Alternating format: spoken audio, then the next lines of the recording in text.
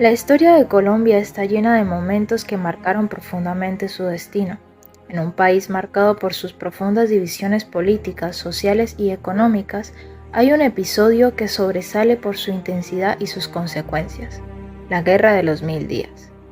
Este conflicto civil, librado entre 1899 y 1902, no solo desgarró la nación en términos físicos, sino que dejó cicatrices profundas en la sociedad colombiana.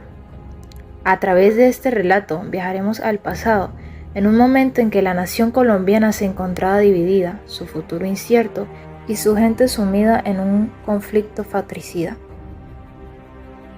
La guerra, que duró más de 3 años, fue el resultado de la lucha de visiones políticas opuestas: el Partido Liberal, que abogaba por la descentralización, y el Partido Conservador, que defendía un gobierno centralizado.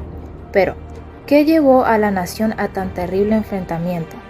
En este audiolibro desentrañaremos las causas, el desarrollo y las consecuencias de esta guerra, a través de la vida de los principales personajes involucrados y de los momentos que definieron el rumbo de Colombia en el umbral del siglo XX.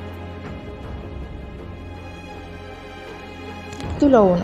La causa de la Guerra de los Mil Días. Para entender la magnitud de la Guerra de los Mil Días, primero debemos sumergirnos en las complejas causas que proporcionaron este conflicto. No fue un evento aislado, sino la culminación de décadas de tensiones sociales, políticas y económicas. Vamos a explotar 3 de los factores más relevantes que empujaron a Colombia al abismo de la guerra: la lucha entre liberales y conservadores. La historia política de Colombia estuvo marcada por una polarización exacerbada entre las ideologías opuestas. Los conservadores defendían un modelo centralista, un gobierno fuerte con un poder centrado en la figura del presidente y una sociedad basada en los principios tradicionales como la religión católica y el respeto por la propiedad privada. Este modelo favorecía principalmente a las élites terratenientes y a la Iglesia. Por otro lado, los liberales abogaban por un sistema más descentralizado, el respeto a los derechos civiles y a la promoción de reformas sociales que modernizaran el país. Se oponían al control de la Iglesia sobre el Estado y querían fomentar una economía de mercado libre. A pesar de que ambos bandos compartían una historia en común, su visión sobre el futuro de Colombia era radicalmente distinta. El poder oscilaba entre ambos, creando un clima de constante inestabilidad. La crisis económica y social. Pero la política no fue el único motor para la guerra. A finales del siglo XIX, Colombia enfrentaba una de las crisis económicas más profundas. El país dependía en gran medida de su producción agrícola, especialmente del café. Pero las condiciones del mercado internacional y las fallas estructurales en la economía dificultaban el crecimiento. El gobierno conservador no lograba estabilizar las finanzas nacionales y el desempleo y la pobreza azotaban en las clases bajas y medias.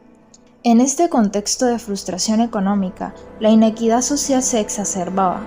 Mientras las élites mantenían sus riquezas y privilegios, millones de campesinos sufrían bajo altos impuestos, poca atención estatal y una infraestructura inadecuada.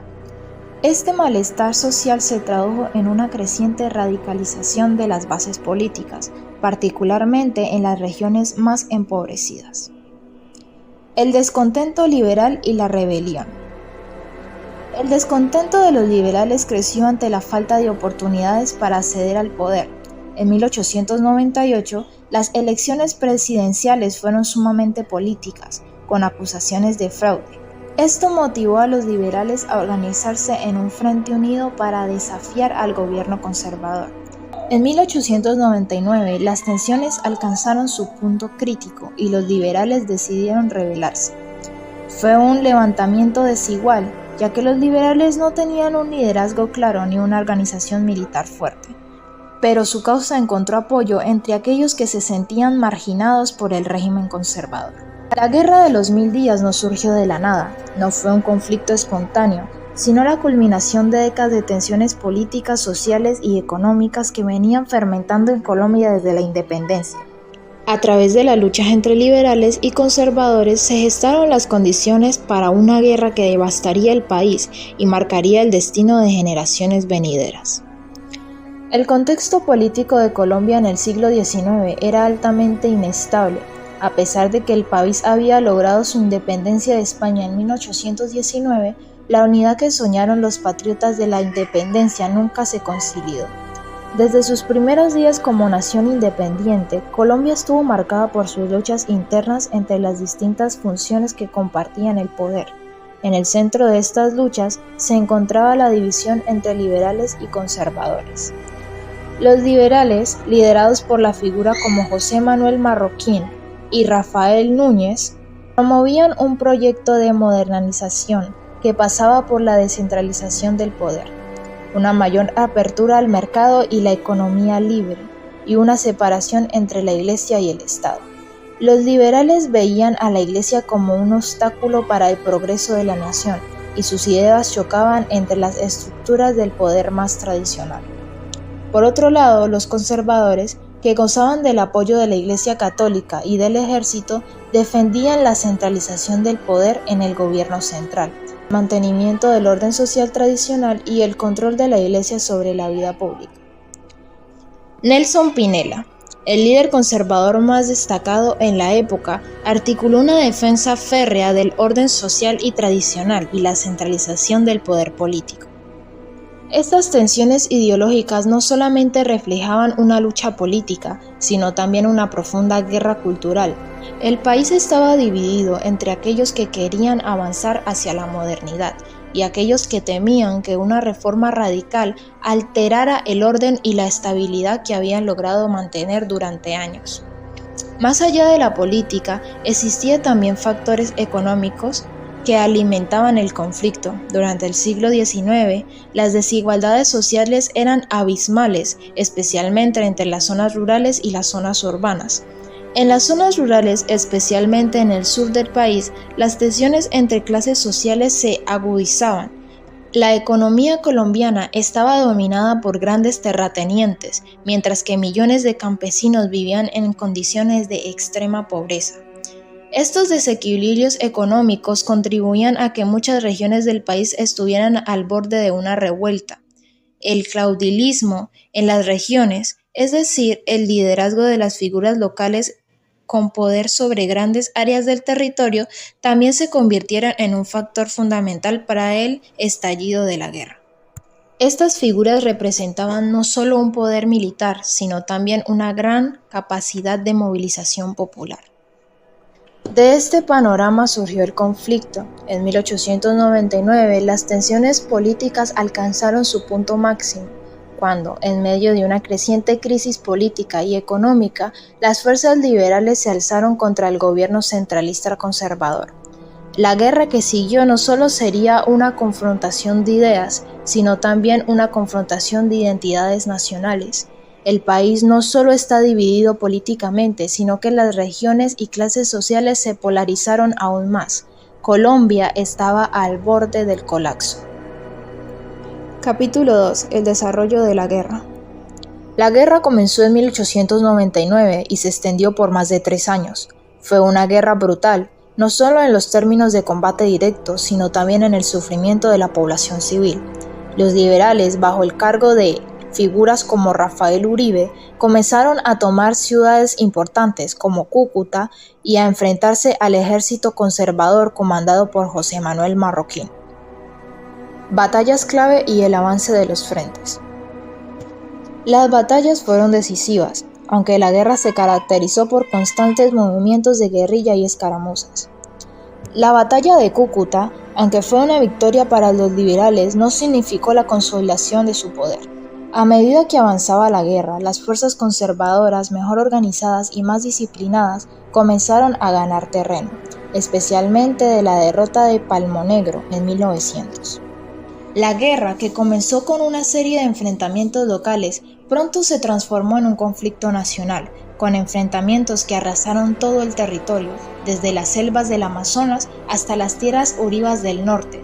El país se vio envuelto en una espiral violencia que parecía no tener fin. Los caudillos y sus legados. Al frente de las fuerzas liberales se destacaron figuras como Rafael Uribe, un líder carismático que, aunque tenía un firme apoyo popular, enfrentaba enormes desafíos para consolidar su liderazgo.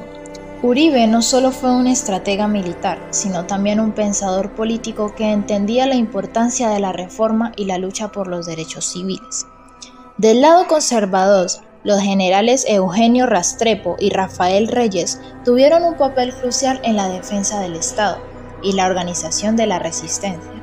Sin embargo, el conflicto no solo fue una lucha entre hombres con armas, sino también entre visioneros del futuro de Colombia. El sufrimiento de la población civil. Mientras tanto, las regiones rurales, donde la guerra se libraba de forma más cruenta, sufrieron terriblemente. Las masacres, los saqueos y los desplazamientos formados se convirtieron en la norma y la población civil quedó atrapada entre dos bandos, sin poder escapar de la violencia. En el invierno de 1899, la guerra estalló con una intensidad que nadie esperaba. La Guerra de los 1000 días comenzó con una serie de pequeñas rebeliones, pero rápidamente se transformó en la guerra abierta que involucró a toda la nación. Los dos bandos se enfrentaron en batallas en todo el territorio nacional, pero las principales confrontaciones tuvieron lugar en las regiones de Cúcuta, Santander y los Llanos Orientales. Fue una guerra en la que no solo lucharon soldados regulares, sino también guerrilleros, caudillos y civiles que tomaron las armas para defender sus ideales y sus tierras. La guerra fue brutal. Las tropas del gobierno conservador, dirigidas por líderes como Ramón González Valencia, se enfrentaron a las fuerzas liberales que fueron inicialmente lideradas por Benjamín Herrera y José Antonio Galán. Herrera, un hombre apasionado lleno de ideales, se convirtió en un símbolo de resistencia liberal. A lo largo de los años de lucha, los liberales se agruparon bajo distintas facciones, cada una con su propio líder carismático y sus propios intereses. Pero todos compartían un mismo objetivo: derrotar al gobierno centralista. Por otro lado, los conservadores, aunque mejor organizados y con el apoyo de las Fuerzas Armadas regulares, también enfrentaban desafíos logísticos y de moral. Durante los primeros meses de la guerra, los liberales tuvieron algunos éxitos importantes y lograron conquistar varias ciudades clave. Sin embargo, la superioridad numérica y los recursos del gobierno conservador pronto empezaron a inclinar la balanza a su favor. A medida que avanzaba la guerra, la violencia se desbordó. Las masacres no se limitaban a los campos de batalla. Los pobladores civiles fueron constantemente atrapados entre las fuerzas del conflicto. En el sur, los campesinos liberales se levantaron en armas en defensa de sus derechos, mientras que los conservadores respondían con la brutalidad del ejército. Los campesinos, sin embargo, estaban mal equipados y a menudo se encontraban sin formación militar, lo que hizo que las guerrillas fueran imprescindibles y difíciles de derrotar. Durante los años de guerra, miles de colombianos murieron, ya sea en las batallas, de hambre, enfermedades o por la violencia indiscriminada. La guerra civil despojó a muchas familias de lo que conocían, y muchas aldeas y pueblos quedaron destruidos o desintegrados. En el país no solo hubo enfrentamientos directos, sino también una guerra psicológica que sumió a la población en la incertidumbre y el miedo. Los liberales, aunque divididos en varias facciones, encontraron en la guerrilla una manera de seguir luchando, a pesar de las dificultades. Mientras tanto, los conservadores se vieron obligados a adaptarse, recurriendo a técnicas cada vez más agresivas, incluso atacando ciudades no combatibles.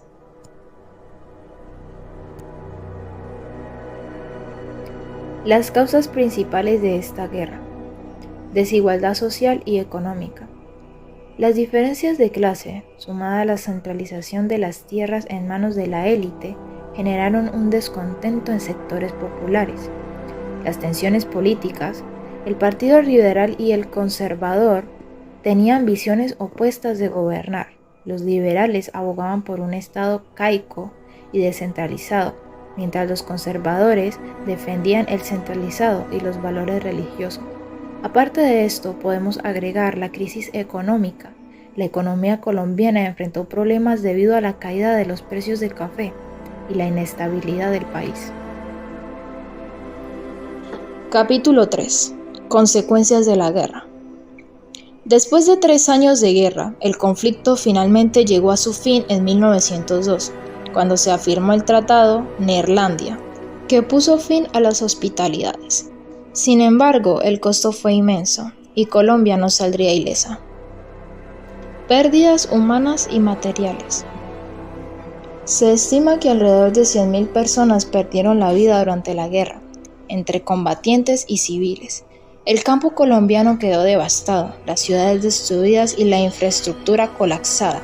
La guerra dejó al país en una economía en ruinas y la población traumatizada. Separación de Panamá.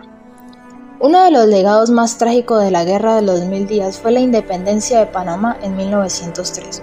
Aprovechando la debilidad de Colombia tras años de lucha interna, Estados Unidos intervino de forma decisiva para facilitar la separación de Panamá y apoyar la construcción del Canal de Panamá. Este evento no solo significó la pérdida de un importante territorio, sino también un nuevo comienzo en una nueva era de intervención estadounidense entre los asuntos latinoamericanos. Persecuciones políticas y sociales. Aunque el Partido Conservador logró mantener su poder, el país quedó profundamente dividido. La guerra no resolvió los problemas de fondo. Las diferencias sociales, la falta de desarrollo y la falta de confianza entre las instituciones políticas. La Guerra de los 1000 días dejó a Colombia en una situación de inestabilidad que perduró por muchas décadas. Sin embargo, la guerra también tuvo consecuencias más profundas que se extendieron más allá del ámbito físico. El tejido social de Colombia quedó fracturado, la desconfianza entre los colombianos era palpable y el resentimiento entre los liberales y conservadores se mantuvo durante décadas. Los caudillos y las facciones políticas que surgieron durante la guerra continuarían jugando un papel central en la política colombiana durante el siglo XX. Conclusión: el legado de la Guerra de los 1000 días. Al mirar atrás, la Guerra de los 1000 días nos recuerda los terribles costos de la división. La Guerra de los 1000 días fue más que una simple guerra civil, fue un enfrentamiento de visión y futuro. Representó el choque entre un país que, después de siglos de colonización y guerras de independencia, todavía luchaba por encontrar su camino hacia la unidad, la paz y el progreso. Al concluir este relato, debemos preguntarnos: ¿cómo puede una nación sanar después de una guerra tan devastadora? ¿Cómo es posible contribuir no solo a las ciudades, sino también las relaciones humanas que una vez fueron destruidas? Colombia no logró una reconciliación total después de la Guerra de los 1000 días, pero la historia sigue siendo una lección sobre la importancia de la unidad y el entendimiento, y el costo de ignorar las voces que piden cambio. Hoy la historia de los 1000 días sigue siendo una advertencia. En momentos de gran polarización, el diálogo, la empatía y el respeto son esenciales para evitar que el país se hunda en el caos. La nación colombiana ha avanzado desde aquellos días oscuros, pero las cicatrices de esa guerra aún están presentes. Y sí, la historia de la Guerra de los 1000 días sigue viva en la memoria de los colombianos, un recordatorio de lo que puede suceder cuando el conflicto político y sociales escapan del control. Concluir con este relato no es solo un cierre de una narración histórica, sino un llamado a reflexionar sobre los preciosos valores de la unidad, la paz y el diálogo. La Guerra de los 1000 días fue una tragedia, pero como toda guerra nos deja una lección, que todos los caminos hacia la paz nunca son fáciles, pero son los únicos que valen la pena recorrer. Gracias por acompañarnos en este recorrido por uno de los capítulos más complejos y dolorosos de la historia de Colombia. Esperamos que este relato, aunque devastador, sirva para recordar la importancia de aprender de nuestra historia, para construir un futuro más justo y más pacífico.